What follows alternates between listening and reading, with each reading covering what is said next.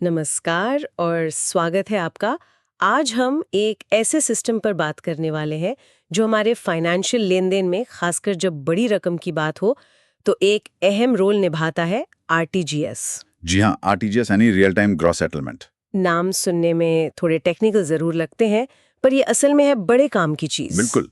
जब भी लाखों या करोड़ों रुपए एक अकाउंट से दूसरे में भेजने हो, वो भी एकदम फटाफट और पूरी सेफ्टी के साथ, तो आरटीजीएस का ही नाम आता है। हाँ, और आज जो हम ये चर्चा कर रहे हैं वो एक इन्फॉर्मेशनल वीडियो के पॉइंट्स पर आधारित है जो इसी को समझाने के लिए बनाया गया था।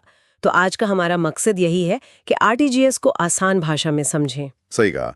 ये है क्या, काम कैसे करता है, कौन इस्तेमाल कर सकता है और इसमें ऐसा क्या खास है। और कोशिश ये रहेगी कि ये बात सिर्फ फाइनेंस एक्सपर्ट्स तक ही सीमित न रहे, बल्कि हर कोई इसे समझ सके, कोई भी जिसे कभी बड़ी पेमेंट करनी पड़ती है। हाँ, जैसे कोई प्रॉपर्टी खरीद रहा हो या कोई बिजनेस डील हो, सबके लिए ये जानना फायदेमंद है। मुझे खास तौर पर ये जानने में दिलचस्पी है कि ये रियल टाइम और ग्रॉस सेटलमेंट, इसका असल मतलब क्या है और ये बड़ी रकम के लिए इतना भरोसेमंद कैसे बनता है।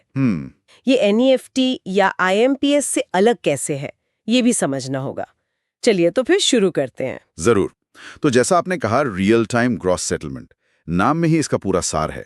दो हिस्से हैं, रियल टाइम और ग्रॉस सेटलमेंट। ठीक है, तो पहले रियल टाइम की बात करते हैं। क्या मतलब है इसका? क्या ये सच में पलक झपकते ही पैसा ट्रांसफर हो जाता है? देखिए, रियल टाइम का मतलब है लगभग तुरंत। कोई तय वेटिंग पीरियड नहीं होता। जैसे ही भेजने वाले बैंक से इंस्ट्रक्शन जाता है ना आरबीआई के सिस्टम में, उस पर फौरन कार्रवाई होती है। फौरन मतलब कितना फौरन? सेकंड्स में? मिनट्स में? आमतौर पर हाँ, कुछ सेकंड्स या मिनटों में पैसा बेनिफिशियरी के अकाउंट में पहुंच जाना चाहिए। इसमें वो एनईएफटी वाला सिस्टम नहीं है कि घंटों इंतजार करो या बैच में प्रोसेसिंग होगी। अच्छा, तो ये बैच प्रोसेसिंग वाला चक्कर नहीं है इसमें, मतलब तुरंत एक्शन। जी हाँ, हर ट्रांजैक्शन अपने आप में देखा जाता है। ओके, तो ये तो हुई रियल टाइम की बात। अब आते हैं दूसरे हिस्से पर, ग्रॉस सेटलमेंट। ये क्या चीज है? ग्रॉस सेटलमेंट इसकी आप कह सकते हैं सबसे खास बात है, और यही इसे एनईएफटी जैसे नेट सेटलमेंट सिस्टम से बिल्कुल अलग बनाता है। कैसे? ग्रॉस मतलब हर एक लेनदेन को अलग अलग इंडिविजुअली सेटल किया जाता है, 1-to-1 बेसिस पर। 1-to-1 मतलब मान लीजिए आपने 5 लाख रुपए भेजे, तो ये 5 लाख रुपए का ट्रांजैक्शन अपने आप में प्रोसेस होगा। इसे किसी और लेनदेन के साथ क्लब नहीं किया जाएगा या नेट ऑफ नहीं किया जाएगा। अच्छा, लेकिन इसका फायदा क्या है? मतलब अलग अलग करने से क्या होता है? इसका सबसे बड़ा फायदा है सेटलमेंट फाइनलिटी, मतलब निपटान पक्का और फाइनल है। क्योंकि हर ट्रांजैक्शन तुरंत और अलग से सेटल हो रहा है, तो भेजने वाले और पाने वाले दोनों को पक्का पता होता है कि हाँ, पैसा आ गया है और अब ये रिवर्स नहीं हो सकता। इररिवोकेबल। बिल्कुल। नेट सेटलमेंट में क्या होता है, कई लेन देनों को इकट्ठा करके एक साथ निपटाते हैं, तो वहां थियोरेटिकली एक छोटा सा रिस्क रहता है कि अगर कोई एक पार्टी डिफॉल्ट कर गई तो पूरे बैच पे असर पड़ सकता है। हाँ, कुछ वैसा। आरटीजीएस में वो रिस्क है ही नहीं, हर लेन देन अपने आप में पूरा और फाइनल। इसीलिए ये बड़े कॉर्पोरेट सौदों, प्रॉपर्टी डील्स, सरकारी पेमेंट्स के लिए सबसे सेफ माना जाता है। समझ गए। तो ये ग्रॉस सेटलमेंट ही है जी। जो इसे बड़ी रकम के लिए इतनी मजबूती देता है। अच्छा, कोई कंफ्यूजन नहीं। अच्छा, तो अब सवाल यह है कि इसे इस्तेमाल कौन कौन कर सकता है? क्या ये सिर्फ बड़े बिजनेसेस के लिए ही है? नहीं, ऐसा बिल्कुल नहीं है। सोर्स के हिसाब से आरटीजीएस कोई भी यूज कर सकता है, कोई भी बैंक कस्टमर। कोई भी? मतलब मैं और आप भी? हाँ, बिल्कुल। चाहे आप इंडिविजुअल हों, छोटे व्यापारी हों या बड़े कॉरपोरेशन, शर्त बस एक है कि आपको एक मिनिमम अमाउंट या उससे ज्यादा भेजना हो। अच्छा, वो मिनिमम अमाउंट कितना है? आपने जिक्र किया था। हाँ, सोर्स में ये साफ बताया गया है कि आरटीजीएस के लिए कम से कम 2 लाख रुपए भेजने होते हैं। 2 लाख रुपए? ओके। हाँ, अगर आपको 2 लाख या उससे ज्यादा भेजने हैं, तभी आप आरटीजीएस यूज कर सकते हैं। इससे कम के लिए तो नेफ्ट, आईएमपीएस, यूपीआई जैसे दूसरे ऑप्शंस हैं ही। तो ये लिमिट इसलिए है ताकि सिस्टम बड़े पेमेंट्स पर ही फोकस रहे। जी, एक तरह से इससे सिस्टम एफिशिएंट रहता है। ठीक है, 2 लाख मिनिमम, ये क्लियर है। अब मैक्सिमम लिमिट की बात करते हैं। कोई ऊपरी सीमा भी है? कितने करोड़ तक भेज सकते हैं? ये बड़ा इंटरेस्टिंग पॉइंट है। सोर्स कहता है कि आरबीआई की तरफ से आरटीजीएस के लिए कोई अपर लिमिट, मतलब कोई ऊपरी सीमा तय नहीं की गई है। कोई ऊपरी सीमा नहीं? सच में? हाँ, थियोरेटिकली आप कितनी भी बड़ी रकम आरटीजीएस से भेज सकते हैं। अरे वाह, ये तो बहुत बड़ी बात है।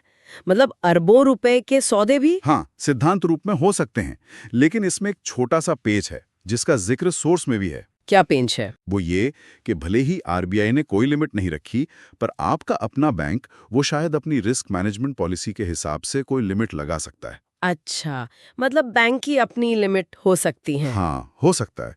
किसी बैंक ने पर ट्रांजैक्शन या पर डे की कोई लिमिट तय कर रखी हो, खासकर रिटेल कस्टमर्स के लिए। तो बहुत बड़ी रकम भेजनी हो तो एक बार अपने बैंक से पूछ लेना बेहतर रहता है। लेकिन सिस्टम अपने आप में अनलिमिटेड वैल्यू हैंडल कर सकता है। ये जरूरी बात है। सिद्धांत में अनलिमिटेड पर प्रैक्टिकली बैंक पर निर्भर। चलिए अब इसकी प्रोसेस पर आते हैं। मान लीजिए मुझे 5 लाख रुपए का आरटीजीएस करना है, तो क्या करना होगा? स्टेप्स क्या हैं? सोर्स ने प्रोसेस को काफी सिंपल स्टेप्स में बताया है। पहला कदम है रिक्वेस्ट इनिशिएट करना। कैसे कर सकते हैं? दो मेन तरीके हैं। एक तो ऑनलाइन अपनी नेट बैंकिंग या मोबाइल बैंकिंग ऐप से। दूसरा, आप अपनी बैंक ब्रांच में जाकर भी कर सकते हैं। वहां एक आरटीजीएस फॉर्म भरना होता है। ठीक है, ऑनलाइन और ऑफलाइन दोनों ऑप्शन हैं, ये अच्छी बात है। इसके बाद क्या? अगला स्टेप है बेनिफिशियरी की डिटेल्स देना। ये सबसे इंपॉर्टेंट है, यहाँ गलती नहीं होनी चाहिए। क्या क्या डिटेल्स चाहिए होती हैं? आपको बेनिफिशियरी का नाम, उनके बैंक का नाम, उस बैंक ब्रांच का आईएफएससी कोड। हाँ, वो 11 डिजिट का कोड। जी वही। और बेनिफिशियरी का अकाउंट नंबर, ये सब बिल्कुल सही सही डालना होता है। सोर्स में निश्चय इस बात पर जोर दिया होगा कि डिटेल्स दोबारा चेक करना कितना जरूरी है। बिल्कुल, सोर्स इस पर खास जोर देता है। सोचिए, लाखों रुपए भेज रहे हैं, एक डिजिट भी गलत हुआ अकाउंट नंबर में तो पैसा या तो गलत जगह जाएगा या अटक जाएगा। हाँ, या फिर फेल होकर वापस आने में टाइम लगेगा। तो डबल चेक, ट्रिपल चेक करना बहुत जरूरी है। एक्यूरेसी सबसे जरूरी है यहाँ। सही कहा, बड़ी रकम में लापरवाही नहीं चलती। अच्छा, डिटेल्स भर दी, चेक कर ली, फिर आप सबमिट करते हैं ऑनलाइन या ऑफलाइन। बैंक आपके अकाउंट से पैसे डेबिट करता है और रिक्वेस्ट आरबीआई के सेंट्रलाइज्ड सिस्टम को भेज देता है। और यहीं पर वो रियल टाइम वाला काम होता है। एग्जैक्टली। सिस्टम तुरंत उसे प्रोसेस करता है, फंड्स बेनिफिशियरी के बैंक को भेजता है और बेनिफिशियरी का बैंक फौरन वो पैसा उसके अकाउंट में क्रेडिट कर देता है। और भेजने वाले को पता कैसे चलता है कि पहुंच गया पैसा? वो है प्रोसेस का लास्ट स्टेप, कंफर्मेशन। जैसे ही ट्रांजैक्शन सक्सेसफुल होता है और पैसा क्रेडिट हो जाता है, भेजने वाले को बैंक से एक एसएमएस या ईमेल आ जाता है। अच्छा, कंफर्मेशन मिल जाता है। हाँ, उसमें डिटेल्स होती हैं कि ट्रांसफर हो गया। इससे भेजने वाले को तसल्ली हो जाती है। ये पूरा प्रोसेस सुनने में तो काफी सिस्टमैटिक और सेफ लग रहा है। अब दो और जरूरी बातें, टाइमिंग और चार्जेस। पहले तो आरटीजीएस सिर्फ बैंकिंग आवर्स में होता था, पर अब तो शायद ये बदल गया है। हाँ, ये पिछले कुछ सालों में बहुत बड़ा चेंज आया है। सोर्स के मुताबिक आरटीजीएस सर्विस अब 24/7 365 अवेलेबल है। 24/7 मतलब रात बिरात छुट्टी वाले दिन भी? जी हाँ, दिन हो या रात, हफ्ते का कोई भी दिन हो, बैंक हॉलिडे हो, संडे हो, आप आरटीजीएस कर सकते हैं। पहले ये सिर्फ वर्किंग डेज में सुबह से शाम तक ही होता था। ये तो वाकई जबरदस्त है। मतलब कोई बिजनेस डील वीकेंड पर फाइनल करनी हो या रात में कोई इमरजेंसी आ जाए। बिल्कुल, अब ये मुमकिन है। इससे फ्लेक्सिबिलिटी बहुत बढ़ गई है। हाँ, बिजनेस के लिए और पर्सनल जरूरतों के लिए भी काफी सुविधा हो गई है। निश्चित रूप से 24/7 उपलब्धता ने इसकी यूटिलिटी कई गुना बढ़ा दी है। जरूरी पेमेंट्स अब कभी भी हो सकती हैं। और चार्जेस का क्या? इतनी प्रीमियम सर्विस है, इंस्टेंट, सिक्योर, बड़ी रकम का ट्रांसफर, क्या इसकी कोई भारी कीमत चुकानी पड़ती है? ये एक और अच्छी खबर है। सोर्स बताता है कि आरबीआई ने डिजिटल पेमेंट्स को बढ़ावा देने के लिए बैंकों को एनकरेज किया है कि वो आरटीजीएस पर या तो चार्ज ना लें या बहुत कम लें। अच्छा। हाँ, तो नतीजा ये है कि आज ज्यादातर बैंक आरटीजीएस ट्रांजैक्शंस के लिए, खासकर जो ऑनलाइन किए जाते हैं, कोई चार्ज नहीं लेते। मतलब फ्री? हाँ, ज्यादातर ऑनलाइन ट्रांसफर्स मुफ्त हैं।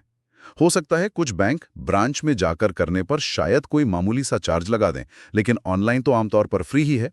फिर भी एक बार अपने बैंक से कंफर्म कर लेना हमेशा अच्छा रहता है। तो 24/7 अवेलेबल और ज्यादातर फ्री। हाँ, ये तो आरटीजीएस को बड़े ट्रांसफर्स के लिए बहुत ही आकर्षक बना देता है।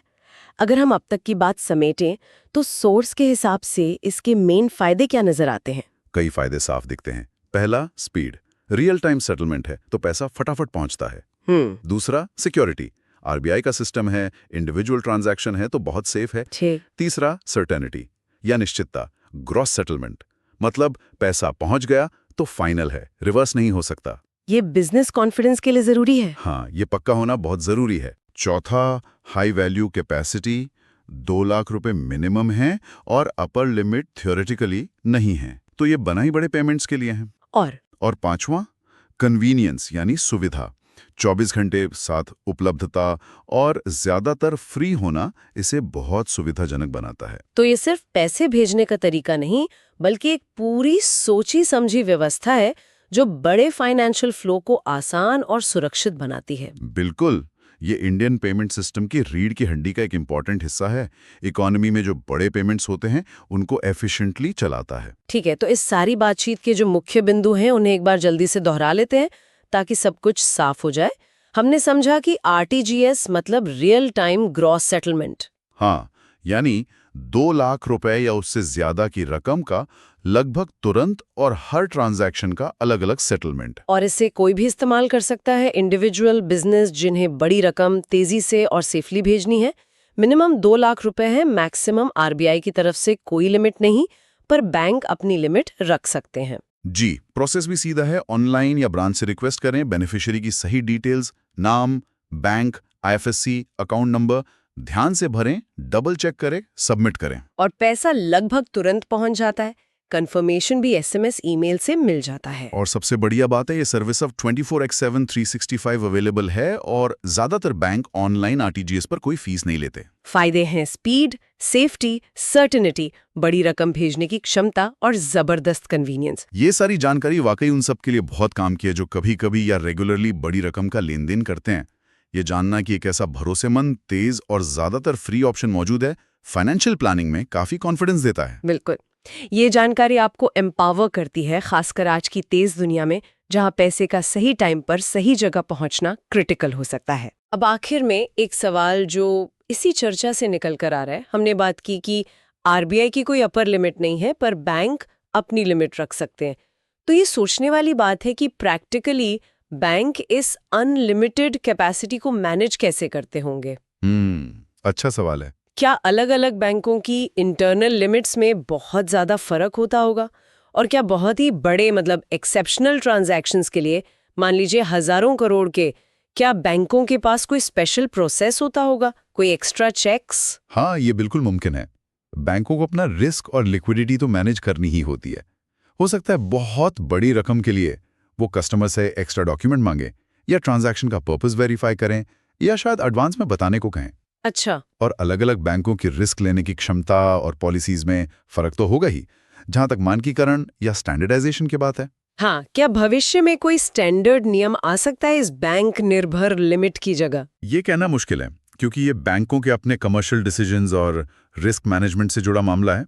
पर हाँ, ये जरूर एक ऐसा एरिया है जहां और ज्यादा ट्रांसपेरेंसी या क्लैरिटी कस्टमर्स के लिए फायदेमंद हो सकती है। बिल्कुल। तो इसी सवाल और विचार के साथ आरटीजीएस पर हमारी आज की ये बातचीत यहीं खत्म करते हैं। उम्मीद है ये जानकारी सबके लिए उपयोगी रही होगी। धन्यवाद।